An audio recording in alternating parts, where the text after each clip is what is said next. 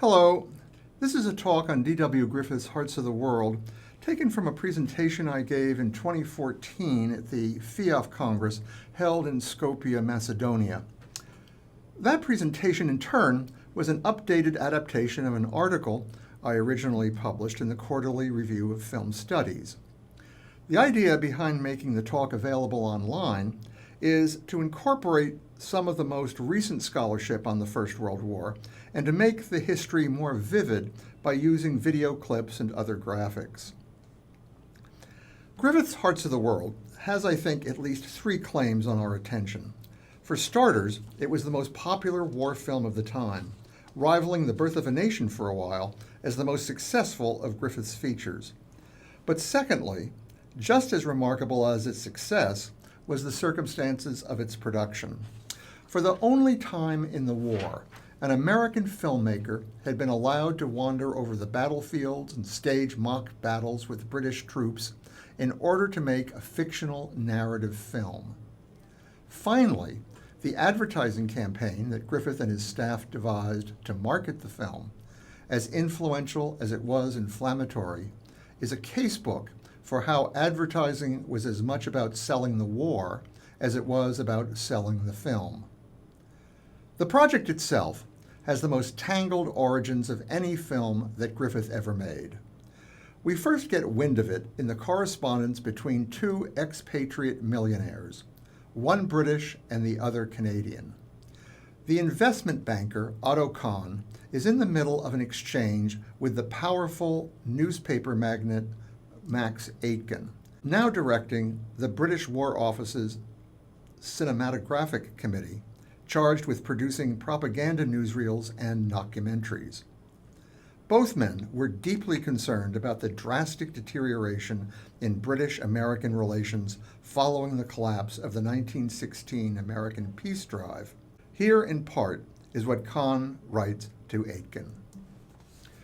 For a long time, I had thought the best idea would be to ask for a distinguished British subject to make a tour of the United States to wake people up a bit. But recently, a better plan has occurred. What would you think if I arranged to send you an American motion picture director who could dramatize the true meaning of the war? Would you be interested? I believe the motion picture could reach the people who are in the greatest need of enlightenment. So, Griffith is contacted, and on March 17, 1917, he sails for England. What the film is going to be remains unclear. He says only that he's going to do the war with a newsreel or an historical film of some sort, sponsored by the Entente Allies. What is clear, however, is that once he arrives in Europe, proposals come in from all directions to enlist Griffith's services for the war effort. After all, this is the man who directed The Birth of a Nation, the most successful film of its time. Obviously, there are those in the war effort determined to get him involved. So, in France, for instance, John Pierpont, the son of J. Pierpont Morgan, arranges for Griffith to tour the ruins of Lassigny, destroyed the year before during the Battle of the Somme. Here he is with his cinematographer, Alfred Machin, one of Charles Patet's most trusted newsreel photographers, filming for the Army's Film Service, the so-called SPCA. And here's an example in a frame of what they shoot. Meanwhile, from her estate in Combe Court, the Marchioness of Ripon arranges for Griffith to shoot footage of British aristocracy in their natural habitat, showing them doing volunteer work. And what we're looking at here is Griffith introduced to the Dowager Queen Alexandra, whom he will include in his next film, The Great Love. And at the same time all that is happening, Britain's Department of Information, headed by John Buchan, the Scots author of The 39 Steps, negotiates with Griffith about a possible war epic. And all the while, Max Aitken, now Lord Beaverbrook, Griffith's original sponsor, has Griffith tour war ruins and trenches in and around Ypres for the War Office's newsreel cameras. And so here is an example of what Beaverbrook's cameras record, shot by the War Office's Frank Basil. So, Here is Griffith with the abbot of the Cistercian Abbey at Mondécat, which was used as a casualty clearing station for wounded soldiers. Turning away from the abbot, Griffith talks to the monk with the black tunic. And here he is at Ypres, gazing at the ruins of the Great Cloth Hall, this great medieval warehouse destroyed by German artillery fire 2.5 years earlier. During the war, the Allies used it as an example of German war atrocities. And here, Griffith encourages Belgian soldiers who are digging in a reserve trench in the Haut-Hilst forest, which, as you can see, has already been hit hard by the war. It would get a lot worse. But now, something curious happens, with Griffith in a British trench. Notice he is now not just an observer. He starts to stage manage the action, as you can see here, pretending that he and the men are being shot at. The man in the garrison belt plays along. That's Major Andrew Holt, who is Griffith's guide. But the enlisted men are unimpressed. And here, it's Griffith who spoils the effect, standing up when he should be creeping along. And finally, Griffith and Holt, along with the other men, put on their gas masks for the camera. As you can see, almost imperceptibly, we're leaving the WOCC's world of newsreel documentation in favor of Griffith's world of staged drama. This was only one in a series of short topicals produced by Beaverbrook's committee. But Beaverbrook had a special incentive to explore the possibilities of collaborating with Griffith. Even as the filmmakers sailed, the British Army was preparing a spectacle of its own, one which Beaverbrook especially wanted Griffith to record. The military was in the midst of a colossal assault against the Hindenburg Line along the Somme, the so-called Nivelle Offensive, named after the French general who was directing it. Beaverbrook, like the British High Command, was full of high hopes. With any luck, Griffith would be on hand to film the victorious British and French armies, and perhaps even record the end of the war. But the Allied offensive, by the time it ended, made a mockery of the General Staff's high expectations. Far from bringing victory, the Nivelle offensive proved a disaster for the French army and a blood-soaked stalemate for the British. As many as 187,000 French soldiers had been cut down, another 158,000 British dead and wounded. Later, Griffith would make his movie hero a soldier in the 6th French Army and show that army leading the Allied offensive. In fact, the 6th French Army had been practically knocked out of the war, with widespread mutinies and desertions. Griffith had no hint of the Allies' desperate position, but there was no further talk of his taking newsreel footage of the returning armies. Well, back in London, Griffith was plainly planning to parlay his access to Beaverbrook, Buchan, and the others into a major production. And just as apparent, he was frustrated by what he had seen. This was not the war he had expected. To quote him, it was undramatic, too diffuse, static, and monotonous to serve as adequate drama. There is nothing but filth and dirt and the most soul-sickening smells, he said. So, he set out to design a war of his own, planning to stage battle scenes using British troops who would maneuver for him on the training grounds at Salisbury Plain and at Aldershot. This led to a remarkable exchange between Beaverbrook, Griffith, Buchan, and the head of Buchan's motion picture division. Beaverbrook adamantly opposed having his office sponsor stage war footage, but thought it might be an appropriate thing for Buchan's office to do. Buchan's office, on the other hand, wanted no part of a war film that included a love story, which would compromise the seriousness of the subject, but thought that Beaverbrook's committee should help. Griffith continued to press on. Finally, Beaverbrook relented, on condition that Griffith would use only the WOCC cameraman and that he would film only scenes of actual maneuvers. So, in exchange for 50% of the film's United Kingdom profits, the WOCC arranged to let Griffith use His Majesty's armies in its training camps. Here are some frames taken from the footage that he shot. Griffith originally requested from 20,000 to 40,000 troops with full equipment for a period of 1 month. What he got were maybe 100 men who performed for a few days. But Griffith prevailed in getting the army to act for him. Here are the British troops impersonating German soldiers, costumed in uniforms taken from German POWs. Here, the same troops play the part of Frenchmen firing a howitzer.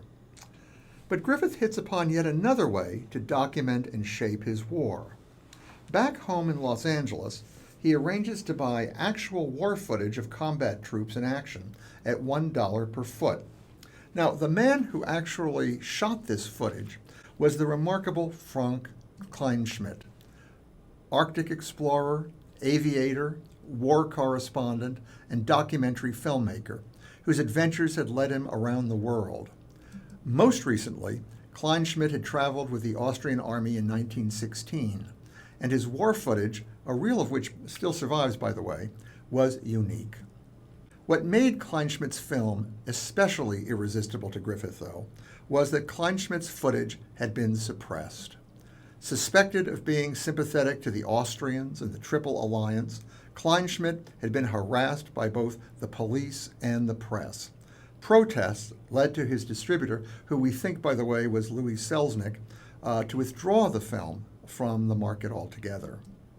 With this footage in hand, Griffith was now ready to finish up the war in his studio, repurposing the hills of Glendale that he had used for the Civil War trenches in The Birth of a Nation as First World War trenches in Hearts of the World. But that's not all that he repurposed. Here is his interior set of Bobby Harron's French cottage in Hearts of the World. Clear away the white paint, and we're on the floor of Intolerance's Hall of Babylon. And it is especially interesting to notice that the 3 men who are working the set with Griffith, starting on the left with Billy Bitzer, his cinematographer, then George Siegman, his first assistant and villain-in-chief, and Erich von Stroheim, his technical advisor, are all born in Germany or Austria. So, mixing Kleinschmidt's footage with the mock battle scenes on Salisbury Plain and scenes restaged in Hollywood, Griffith created a view of the war all his own. The film constantly switching from Hollywood to England, then occasionally to France and Central Europe, and then back again, all within seconds of running time. As Carl Brown phrased it, a howitzer was fired in France and its shell shattered a wall in California. So, let's give you an example. Here we are in the studio. A shot taken from Kleinschmidt footage follows, and then the explosion sets off on a street in Havre. Back to the studio, and we stay with the studio, now a reconstruction of that street in Havre. And now, off to Salisbury Plain. The howitzers fire and land in Glendale, California. The scenes in the French village work the same way. We start with Lillian Gish littering a lawn in Surrey, then to a studio,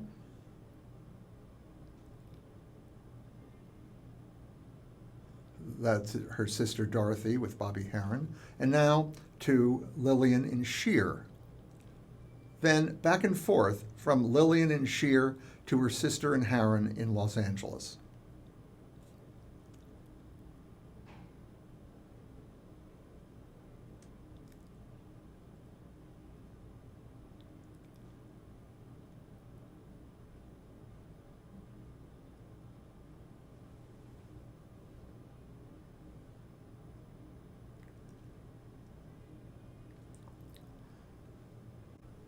The result is one very odd war film. Trying to grapple with a war he only dimly understood, Griffith finally capitulated to the familiar structure that had proven so successful in The Birth of a Nation. The heroic charges brought up to date, last-minute rescues multiplied and expanded. But within that framework, he created bleak, new variations. War doesn't brew in Hearts of the World, it explodes, whirling out of nowhere. Causes are unexplained, issues undefined. In The Birth of a Nation, the war emerged from historical sources, most noticeably the growth of slavery and disputes over states' rights. Prepared by historic tableaus and historical footnotes, the viewer understands what is coming long before the first shot has been fired. In Hearts, the spectator is robbed of this comfortable vantage point. The war is treated as a surprise, a shock. Its history is mysterious to the viewer as it is to the on-screen refugees bombed out of their homes and the soldiers in their trenches. Now, true, the battle scenes depict trench warfare in Napoleonic terms, with great charges accompanied by galloping cavalry. But these, too, reflect the chastened tone of an apprehensive romantic. The innocent, sporting spirit that marked the infantry charges in The Birth of a Nation is all gone. War is no longer a thrilling, dangerous adventure.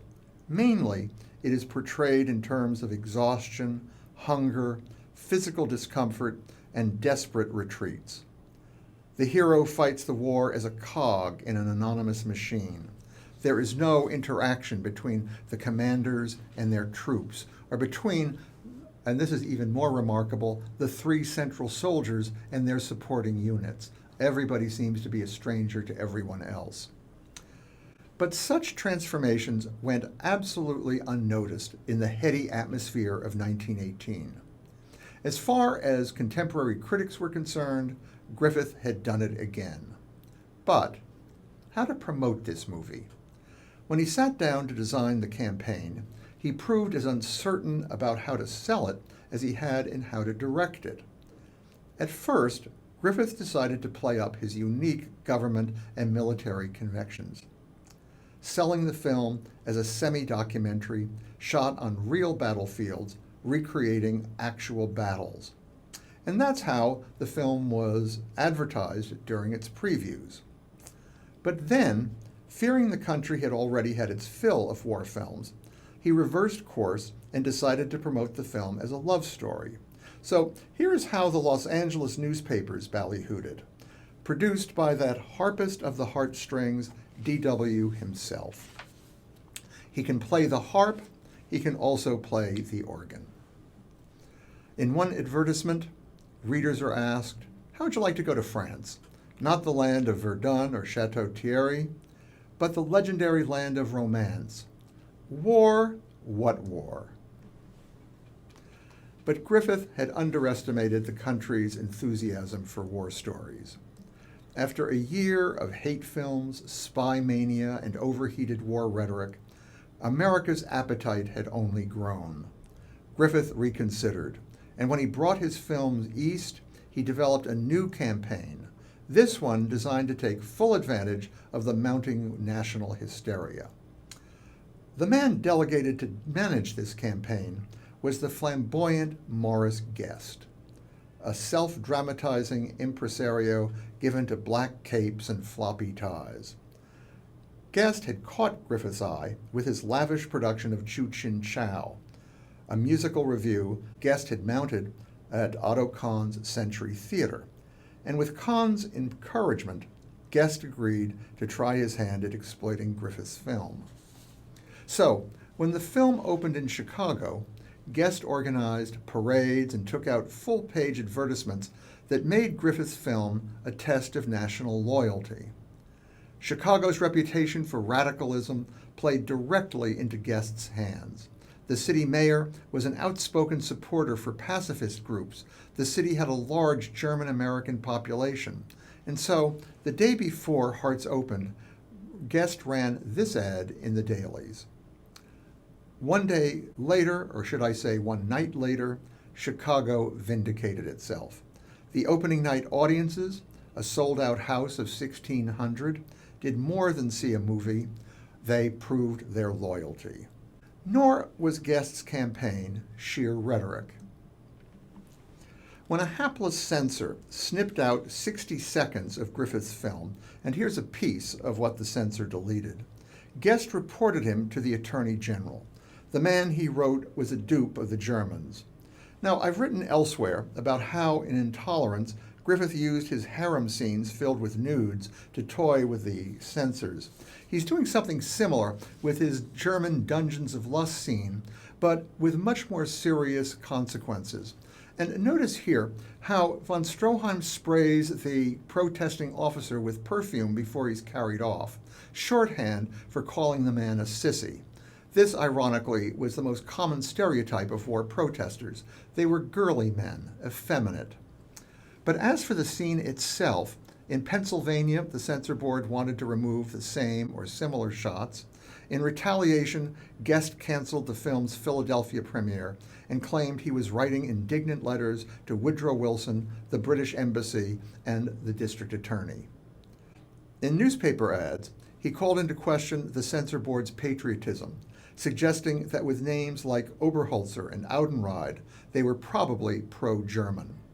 Hearts would not be shown, Guest vowed, until pro-German censors are deprived of their privilege to dictate to free Americans, and the censored 60 seconds were restored. For all its crackpot bluster, the campaign caused real mischief. Thanks to the slurs against the Pennsylvania censors, Oberholzer was obliged to testify in public that he was anti-German, and then was suspended from his job anyway until the war ended.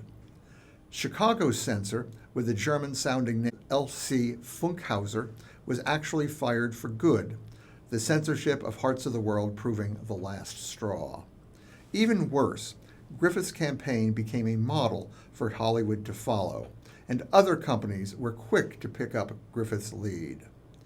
Well, there are a variety of conclusions to be drawn, none of which I have time adequately to pursue.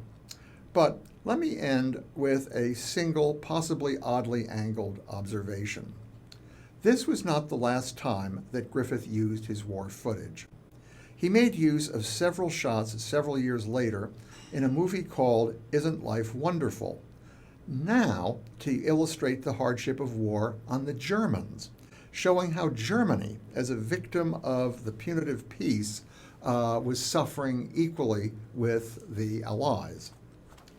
This points, I think, to one of the great puzzles of the war. Where did Griffith's and America's ferocity in pursuing the war come from? How did 3 years of staunch American isolation morph so quickly to such virulent support for the war, and then, with similar speed, revert to an unprecedented condemnation of that same war? To be continued.